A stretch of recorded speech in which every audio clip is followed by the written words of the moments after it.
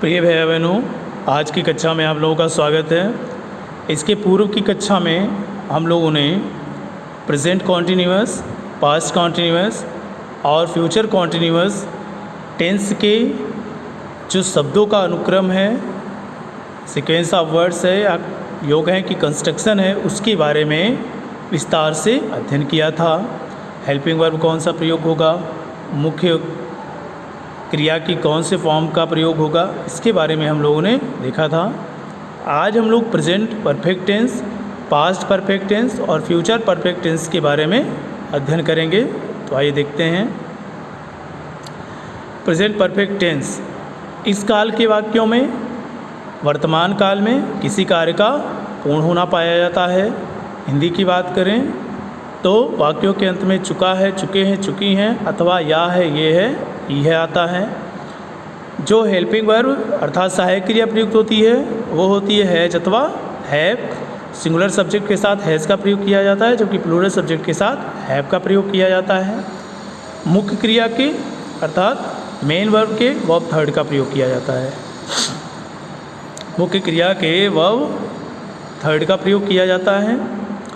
Construction same है। इसके पूर्व की कक्षाओं में जो प्रेजेंट, पास्ट, फ्यूचर, कॉन्टिन्यूअस के सेंटेंसेस का कंस्ट्रक्शन था या इंडेफिनिट का कंस्ट्रक्शन था, उसी प्रकार से कंस्ट्रक्शन सब में होता है। केवल और केवल हेल्पिंग वर्ब और मेन वर्ब में परिवर्तन हो जाता है। देखें, अफर्मेटिव सेंटेंस में सबसे पहले subject according to subject has have का प्रयोग करेंगे, फिर वर्ब थर्ड का प्रयोग करेंगे। ऑब्जेक्ट और कॉम्प्लीमेंट, जैसे we have already seen this film, यहाँ पर वी सब्जेक्ट है, अकॉर्डिंग टू सब्जेक्ट चूँकि प्लूरल है इसलिए हैव का प्रयोग किया गया है।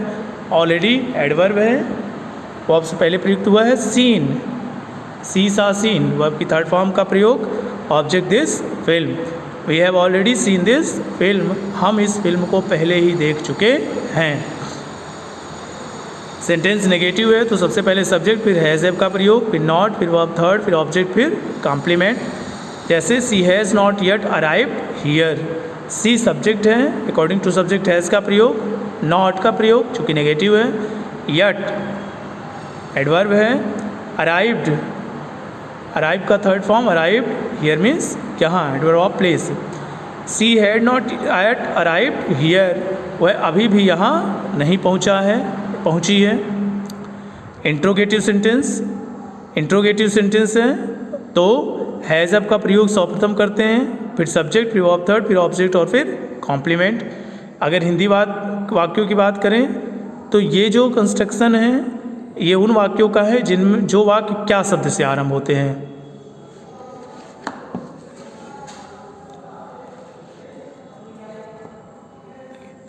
जैसे have you played cricket before, have चूँकि यहाँ पे सब्जेक्ट यू है और यू के अकॉर्डिंग हैव का प्रयोग हुआ है, इंट्रोगेटिव है तो सबसे पहले हैव का प्रयोग, have you, then verb third played, object cricket before, have you played cricket before. Question word, यदि वाक्य प्रश्नसूचक शब्द वाक्य के बीच में आता है तो क्वेश्चन वर्ड से स्टार्ट करते हैं। कंस्ट्रक्शन होता है क्वेश्चन वर्ड प्लस हैज़ है प्लस सब्जेक्ट प्लस वर्ब की third form plus object plus complement. जैसे why has Naman stolen your watch, why question word का प्रयोग, according to subject Naman, has का प्रयोग, Naman has Naman, steal means चुराना होता है, steal is to stolen, stolen your watch object, तो जाएगा why has Naman stolen your watch. Interrogative negative, interrogative negative sentences में प्रश्नवाचक नकारात्मक वाक्य क्या करते हैं, सबसे पहले हैज़ या हैव का प्रयोग, फिर सब्जेक्ट, फिर नॉट, फिर वर्ब की third form plus object plus complement. Has या हैव का प्रयोग plus subject plus not plus verb third plus object plus complement. तो सबसे पहले हैज़ का प्रयोग वर्षा, चूँकि यहाँ सब्जेक्ट सिंगुलर है इसलिए वर्षा, हैज़ का प्रयोग has Varsha not invited you on her birthday, has Varsha not invited you on her birthday. Past perfect tense, इस काल के वाक्यों में भूतकाल में किसी कार्य का पूर्ण होना पाया जाता है। वाक्यों के अंत में चुका था, चुके थे, चुकी थी अथवा आ था, ए थे, इथी आता है। इसमें जो हेल्पिंग वर्ब यूज होता है वो होता है had, doesn't matter the subject is singular और plural, the helping verb is always used had. तो सिंगुलर हो या प्लूरल हो, हैड का ही प्रयोग होता है, वर्ब थर्ड का प्रयोग होता है। जैसे अब इसमें कंस्ट्रक्शन देख लें, तो subject plus had plus verb third plus object plus complement. तो I had finished my work then, I had finished my work, then subject, then had, then verb third plus object complement. I had finished my work, then negative है तो subject plus had plus not plus verb third plus object plus complement. जैसे Seelu had not yet taken bath, Seelu subject है, had हो गया, not negative होने के नाते, yet taken bath, take to taken verb की थर्ड फॉर्म टेकन। तो Seelu had not yet taken bath.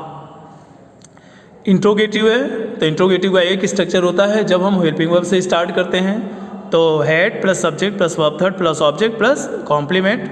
जैसे had the teacher taught the students, had the teacher taught the student, helping verb से start हो रहा है, then subject, then verb third, then object. दूसरा जो construction होता है, यदि वाक्य में प्रश्नसूचक शब्द का प्रयोग हुआ है तो उसकी अंग्रेजी सबसे पहले लिखी जाती है, तो question word plus had plus subject plus verb third plus object plus complement. जैसे how had they cooked their food, how question word हो गया, उसके बाद हैड का प्रयोग, फिर सब्जेक्ट का प्रयोग, फिर वर्ब थर्ड का प्रयोग, फिर ऑब्जेक्ट का प्रयोग। इंट्रोनेगेटिव नेगेटिव, यदि वाक्य प्रश्नवाचक नकारात्मक है तो सबसे पहले हैड, फिर सब्जेक्ट, फिर नॉट का प्रयोग, फिर वर्ब थर्ड, फिर ऑब्जेक्ट और फिर कॉम्प्लीमेंट। जैसे had the patient not taken the medicine, had the patient not taken the medicine. इस काल की एक मुख्य विशेषता ये भी है कि इस काल के वाक्यों में प्रायः दो कार्य एक साथ होते हैं। तो जो कार्य पहले समाप्त होता है उसको पास्ट परफेक्ट टेंस के नियमानुसार, और जो कार्य बाद में समाप्त होता है उसको पास्ट इंडेफिनिट के नियमानुसार अनुवाद करते हैं।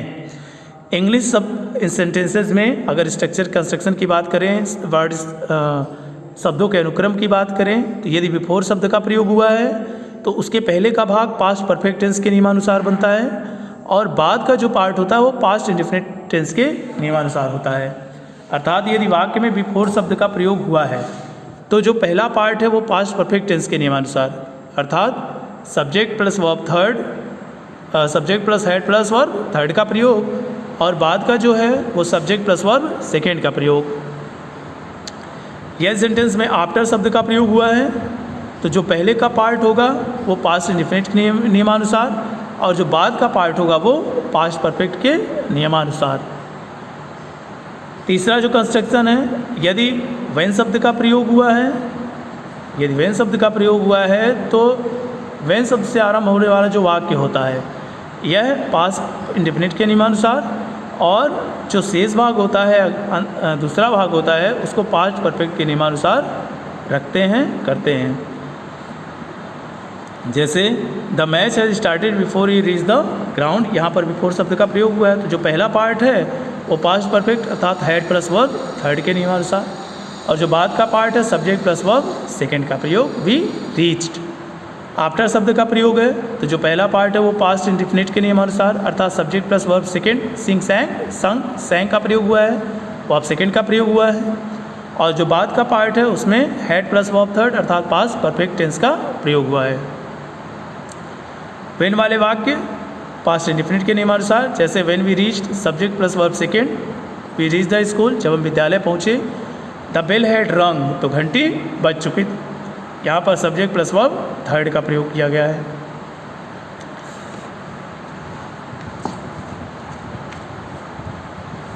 फ्यूचर इंडेफिनिट टेंस, इस काल के वाक्यों में भविष्य काल में किसी कार्य का पूर्ण होना पाया जाता है। वाक्यों के अंत में चुका होगा, चुके होंगे, चुकी होगी आता है।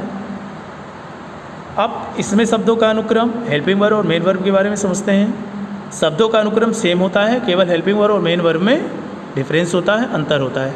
यहाँ पर जो हेल्पिंग वर्ब प्रयोगी होगी वो होगी विल हैव और शैल हैव। हेल्पिंग वर्ब के रूप में विल हैव और शैल हैव का प्रयोग किया जाएगा, वर्ब थर्ड का प्रयोग किया जाएगा। तो अफर्मेटिव का जो कंस्ट्रक्शन होता है subject plus will shall plus have plus verb third plus object plus complement. जैसे most people will have seen this picture on TV. यह सेंटेंस नेगेटिव में है तो जो कंस्ट्रक्शन है वो सब्जेक्ट प्लस विल या शैल का प्रयोग प्लस नॉट, विल या शैल के तुरंत बाद नॉट का प्रयोग, फिर have plus verb third plus object plus complement. जैसे the doctor will not have visited the patients by now, the doctor will not have visited the patients by now. Interrogative sentence, यदि वाक्य interrogative है, प्रश्नवाचक है, तो वाक्य में will या शैल का प्रयोग सर्वप्रथम करते हैं, फिर सब्जेक्ट, फिर have plus verb third plus object plus complement. जैसे shall we have finish this work by evening, shall we have finish this work by evening.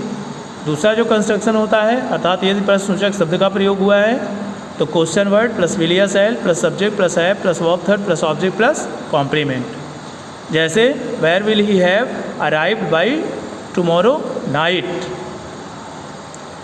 Interrogative negative, interrogative negative में विल या शैल का प्रयोग सर्वप्रथम, फिर subject का प्रयोग, फिर नॉट का प्रयोग, फिर प्लस हैव का प्रयोग, then verb third plus object plus complement. जैसे will they not have furnish their new house, will they not have furnish their new house. इस काल के वाक्यों में भी प्रायः दो कार्य एक साथ होते हैं, इस काल के वाक्यों में भी प्रायः दो कार्य एक साथ होते हैं। जो कार्य पहले समाप्त होता है उसको फ्यूचर परफेक्ट के नियमानुसार, फ्यूचर परफेक्ट के नियमानुसार अर्थात will have shall have plus verb third के प्रयोग से, और जो कार्य बाद में समाप्त होता है उसको प्रेजेंट इंडेफिनिट के नियमानुसार, अर्थात सब्जेक्ट प्लस वर्ब फर्स्ट अथवा सब्जेक्ट प्लस वर्ब फर्स्ट में यस या यस जोड़कर प्रयोग करते हैं। देखें, यदि बिफोर शब्द का प्रयोग हुआ है वाक्य में, तो बिफोर शब्द का यदि प्रयोग हुआ है तो जो पहले का भाग होगा वो फ्यूचर परफेक्ट के नियमानुसार रहेगा, और जो बाद का भाग होगा वो प्रेजेंट इंडेफिनिट के नियमानुसार रहेगा। जैसे the match will have ended before the rain starts, वर्षा आरंभ होने से पहले जो मैच है वो समाप्त हो चुका होगा। तो बिफोर यहाँ पर है, जो पहले का पार्ट है वो पास्ट फ्यूचर परफेक्ट के नियमानुसार, और जो बाद का पार्ट है वो प्रेजेंट इंडेफिनिट के नियमानुसार। तो ये था आपका प्रेजेंट परफेक्ट, पास्ट परफेक्ट और फ्यूचर परफेक्ट के शब्दों का अनुक्रम, हेल्पिंग वर्ब और मेन वर्ब का प्रयोग। I hope you understand this topic. Thank you.